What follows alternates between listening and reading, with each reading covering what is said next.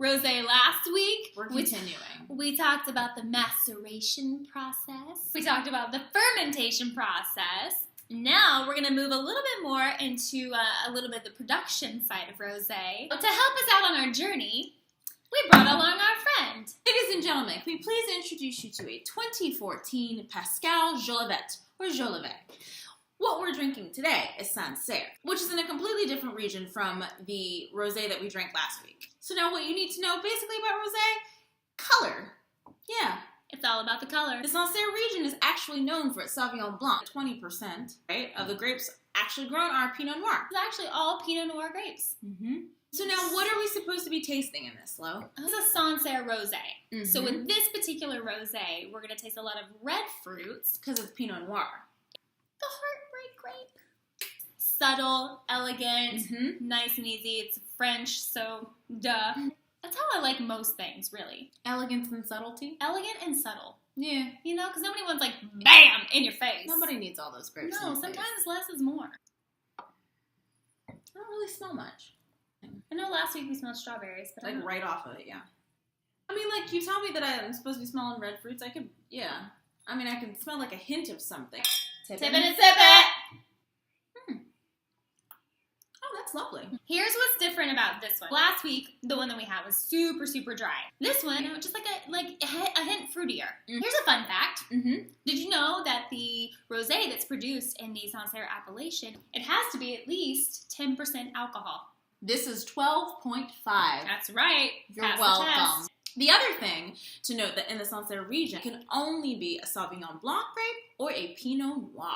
In the Sancerre region, you've got more what they call a continental climate. Summers will be really hot, and then the winters will be cold. So nature is what's happening in the Sancerre region. And it's situated in between the rivers and the forest. Any river in particular forest? Or do we just need to know that there's a river? There's a river! There's a river on one side and there's a forest on the other. So it's a continental climate. Which means that there's more variation in the temperature rather than the just Mediterranean climate of the commandery that we drank last week.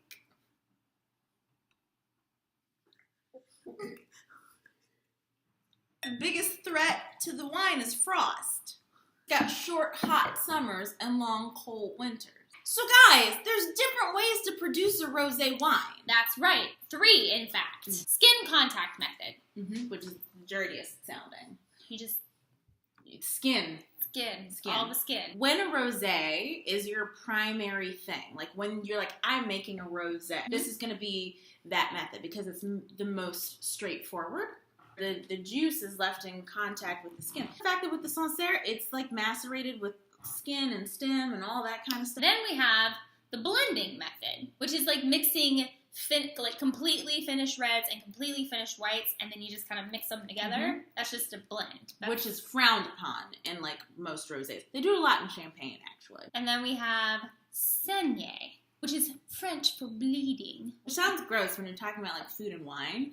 If you're making, so like these Pinot Noir, right. So like they're growing these Pinot Noir grapes. Right. And they're like, we're going to make a Pinot Noir out of these grapes. Sure. Because that's what they are. So then they like mash them up and they like take a little bit of the juice and like put it in this little barrel over here. Just to make room for more color and concentration of the red wine. And the portion that they pull off is then made into a lovely rosé. What do they do with the portion that still sits? They make a Pinot Noir. That's Sancerre. That's the Sancerre method. Dig it. Grape Girls. Loving it. We got it. The Sancerre method is sometimes also frowned upon, kind of like blending, because they're saying it's not really a true rosé. What they're saying is like the most true way to make a rosé is the skin contact way. Got it. It's just a difference of opinion. Some people think like, oh yeah, I'm going to siphon off a little bit, make it into an awesome rosé, and then we're going to call it a day. So now compared to last week where we had a whole other rosé from a completely different region, right? The main things that we noticed are the color was the same. Like almost that orangey tint, but super light. Right. Sweeter fruit forwardness, where the other one had a little bit more of a dry thing. Sure, because last week it was a blend of Grenache, Cinsault, and... Oh, Cabernet and Syrah. The belief of this particular creator of rosé is that they like to let nature do its course. So they don't fuss with it a lot. They don't add a bunch of bells and whistles or whatever. Is that why they don't separate the take the stems off?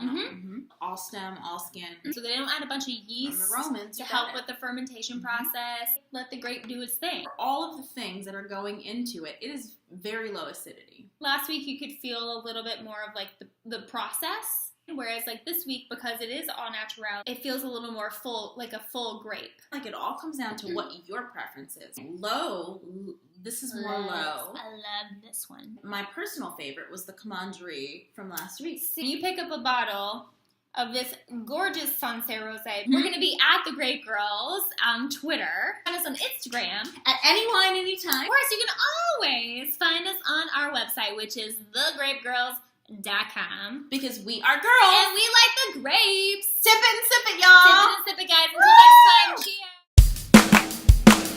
Let's go. In the hot summer. We are girls and we like the grapes. The right kind on the right climb. Grape Girls. Always fruit forward.